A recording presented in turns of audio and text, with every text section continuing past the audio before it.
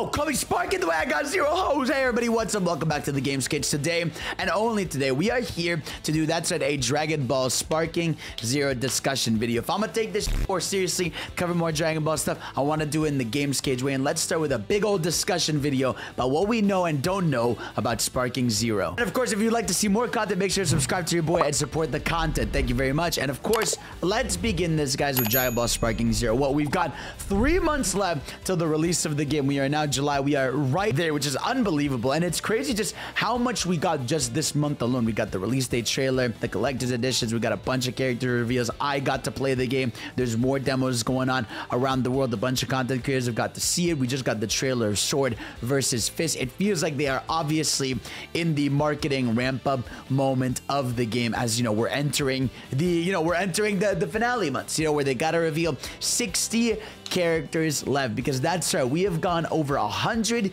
character reveals, and that is leaving about 60 characters left to be revealed. Now, I know what you're thinking, right? Where's GT, right? Where's OG Dragon Ball? Where are the movies? These are the missing links so far in terms of characters, right? We have a bunch of Z characters through super characters, and I'm not gonna lie to you, to me, it's looking like that's what it's going to stick to for the most part, right? For the most part, it feels like it's gonna be a lot of Z to super, because we have 100 characters, and now you might be thinking, how are they going to fill the roster? Well, you think about something like this, right? You think of super characters we haven't announced left, right? We got our Jocos still that haven't been revealed. Maybe they still got to reveal Mai as a playable character. We still need all the Boos. I mean, think about, like, we don't even have Super Boo announced, Super Boo, Boo Tanks, Buhan, all the different Boo variations we don't have in the game yet. We haven't even seen the other Frieza forms, first form Frieza, second form, third form. We have yet to see the other forms of Cell. We haven't even seen Frost from Tournament of, well, the first tournament of power that they had early in Dragon Ball Super. We have a bunch of those weird characters. Like, I feel like if they're gonna stick to a lot of Z and Super stuff, they still have, I would say, maybe 20 to 30 slots they can fill up really with other forms. You don't even have the full Ginyu Force in there, but it does feel like there is a little bit of wiggle room for something else. And I feel like I gotta really go into my mental bag here, because here's my thing. I think Daima, Dragon Ball Daima, is gonna be, their new characters that they're gonna have in there, because we know the season pass is confirmed to be Dragon Ball Daima, and we know it's confirmed to be Dragon Ball Superhero, right? So that's gonna be their first season of content. I'm sure there's gonna be a lot more content over the years, because they keep these games alive forever, but we still got a lot of spaces. Now, GT for me feels like the one that I want to see. Now, there is a lot of GT characters, right, that they could have in the game. I don't think they're gonna have all of them, but I do feel like they could at least have some of the notable ones. You could have, Super Saiyan 4 at the very least. You could even have, the regular Kid Goku, Super Saiyan, Kid Goku, Super Saiyan GT, Super Saiyan 3 GT Goku. I feel like you could have a lot of that, but I also understand at some point you do need to make that decision of, like, hey, what would be a cool reveal 2, 3, 4, 5 months down the line, right? Because they can't burn the entire bag right away. Like, as much as Tenkaichi has always been the celebration of Dragon Ball characters and having everything in, we also live in a time where games need to live, more than us. Now, on another hand, I would be happy if they just went all out and had everything, and they're like, you know what, like, we're gonna have a season tour of content, but we really filled up this roster in the same way Smash Bros did. I mean, you think of Smash Ultimate, how massive that game was, but hey, they gave you 80 characters, and then they gave you 2 season passes of content, and that was it, right? And I feel like this game, with how many characters are in it, could low-key do that, but I do feel like this game should, by the end of its shelf life, be the ultimate Dragon Ball Tenkaichi game, right? And I feel like GT being in the base game feels like it matters, right? But I do think they could also low-key just get away with having some movie characters. I think they could have a villains trailer where they show, Cooler. They could have Tapion in there. They could have, even disgustingly so, Bio Broly. They can have Turtles. They can have a bunch of, we haven't even seen Janemba. We have not seen Janemba, but the fact that we didn't see Janemba in that Swords versus Fist trailer, I don't know. It doesn't give me high hopes for the guy. Again, like I said, unless they're saving up for a movie movie, you know, trailer for a bunch of movie characters, or they're doing a bunch of villain characters in one trailer. It's a little weird that he wasn't in that one. And so that's what is low-key fascinating me. It's just like, what are they gonna do in terms of what's left? We still have even Mecha Frieza. There's a lot of base Z super characters they can still add, which makes it so limited what they could do with OG Dragon Ball and even GT. Now, I feel like they could at least do like OG Dragon Ball. You could have Demon King Piccolo. You could have Chi-Chi playable. That'd be really cool. You could have, you know, you could have, what's his name? The dude that stands on the stick. You could have Arale in there. You could have Grandpa Gohan. You could have like a lot of cool characters from OG Dragon Ball in there still without it sacrificing any of the base roster. But we're going to see about that eventually. But regardless, the roster is looking unbelievable. There's so many options to pick. Let me know also in the comments, what are you thinking of maining? What are the 4 you're eyeing right here, right now? Now, let's get into the gameplay, right? What do we know? Obviously, we know that it feels like Tenkaichi. In fact, there's a lot of videos that if you look at them side by side, it's 1-to-1 for some of the combos. I know the developers recently said that it's actually a bit of it's Tenkaichi mixed with Raging Blast, funnily enough. So if you guys love the Raging Blast, it's a bit of that. And for me, right, I now that I've, you know, had time to think about it, sit down with the gameplay, like, God, I miss it. I think that's the big thing, is when I was playing it, I loved my time with it, but it was that annoying little thing where I didn't have too much time, so I had to be in the training mode, you know, and I had to think about how do I do this and that. But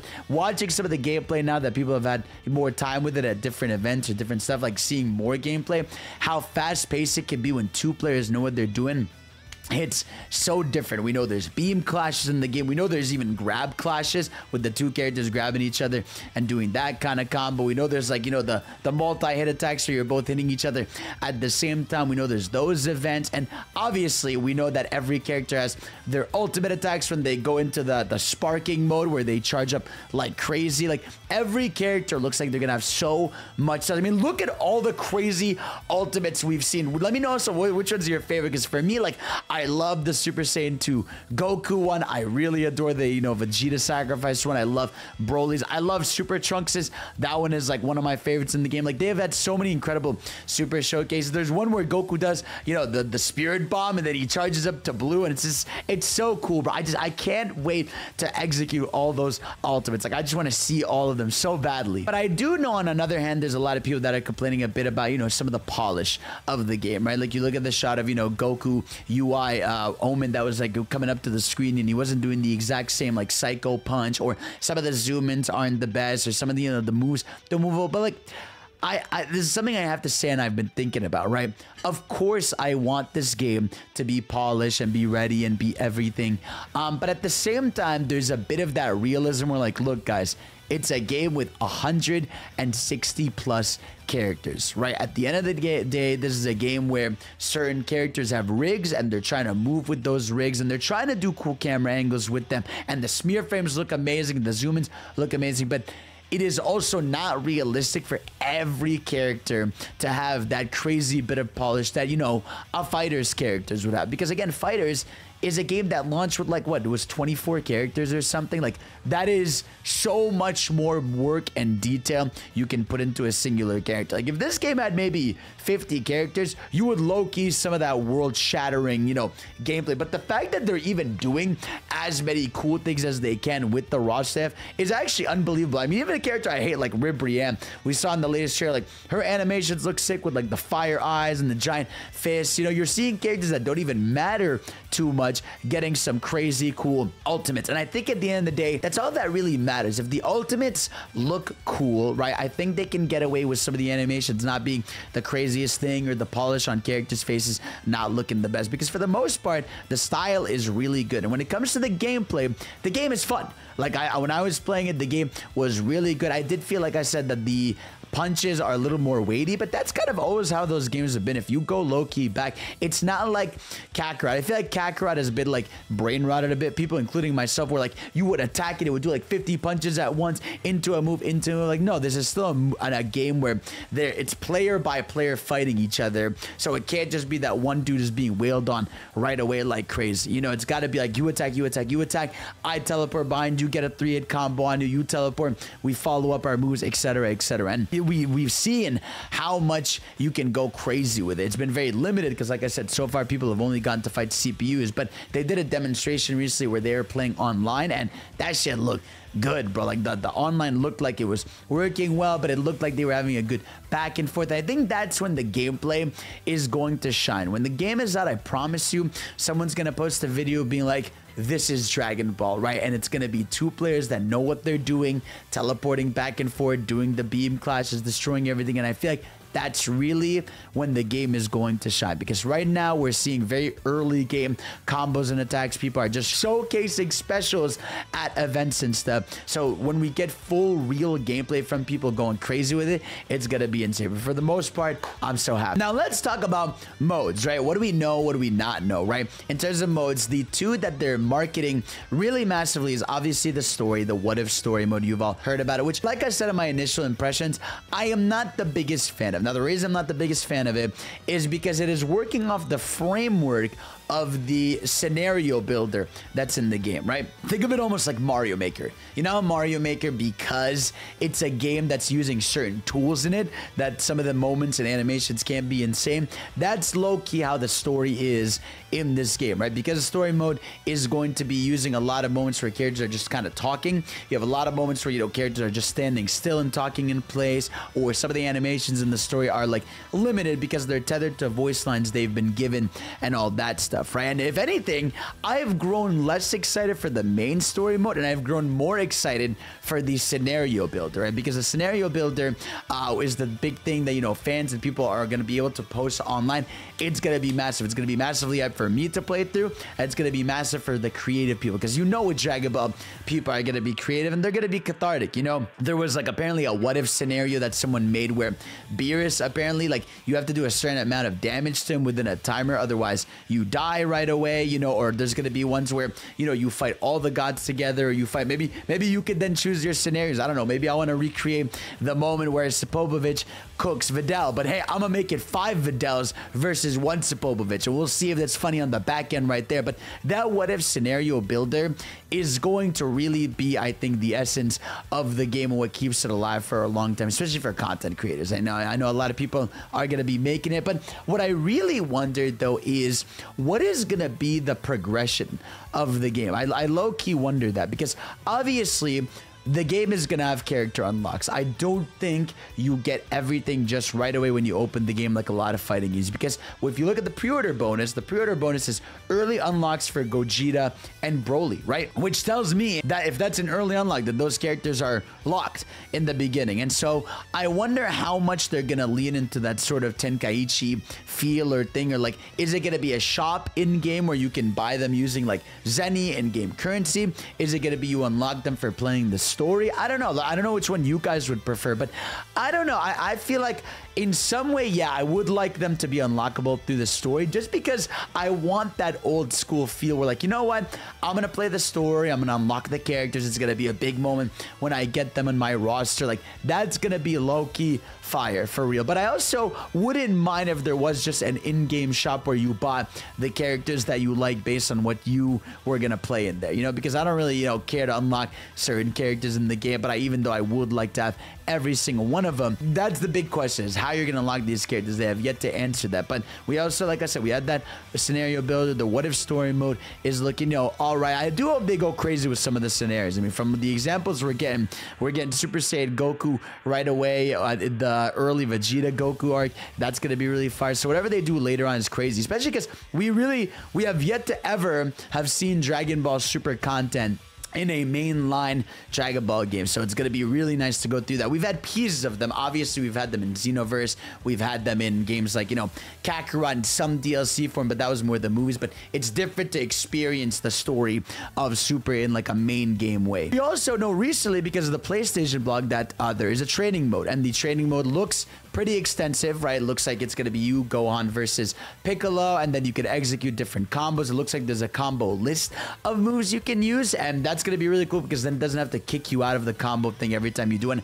I'm going to need that because I really want to sit down and learn this game. I do know from my time playing it that there is a modern and classic controls where it's going to be like you could play it Tenkaichi style, old school, or you could play with the modern controls, which I feel like low-key is what I want to learn because as much as I love that old school control scheme, the button combo executions are gonna drive me crazy. So I would much rather maybe just adapt to the times and just use modern controls and just learn how to do my specials that way. We do know the game is gonna have online. I think they've even said there's gonna be ranked, which is funny to think about because they have also straight up said that characters are not gonna be equal. You know, if you're gonna play Mr. Saiyan, you're gonna be at a disadvantage, so lock in, you know, which I think is cool, right? I think that's a very cool thing, but I also think it's not a game where I don't think they're gonna take ranked that seriously however they have it, especially if characters are gonna have massive differences like that. But again, low-key with a game like this, you can still get cooked if you're playing a good character as long as you know what you're doing better than the person you're fighting against. And also, we just kind of got some breaking news that I wanted to add to stuff we know.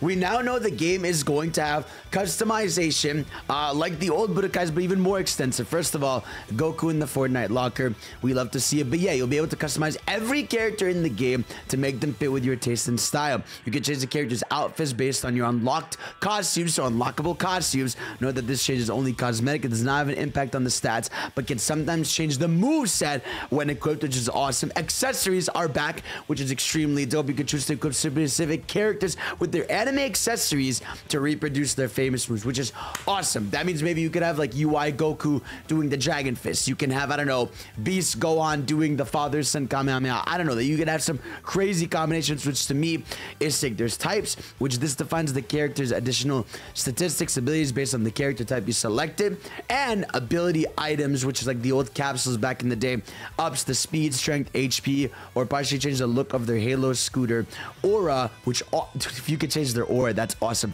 through capsule customization. So yeah, that's a pretty massive deal in this game. Just they keep cooking, bro. They just absolutely keep cooking. They can add so many costumes to the game. They can add so much of these things. It's over, bro. But that's all we know about for modes. I mean, there might still be a few more. I'm hoping maybe for like an arcade mode, maybe you just go through a certain amount of fights with characters, because remember, the main story mode is only going to be playable with 8 characters. It's going to be the perspective of 8 characters, so we're not going to get everybody playable in some way. So I am hoping there's a bit of an arcade mode for people. I don't know, let's say someone really loves playing as, I don't know, Goten for some reason, right? It'd be nice if they had an arcade mode they can go through, you know, get maybe some dialogue options in there. That'd be really cool. But I don't know if arcade mode's going to be that extensive, but at the very least, some kind of challenge you can do with each character for people that just want to play their favorite character. And I would love, dude, something I would really adore if they added to the game. I would love if they were able to figure out how to do teams online, because so far we know online is going to be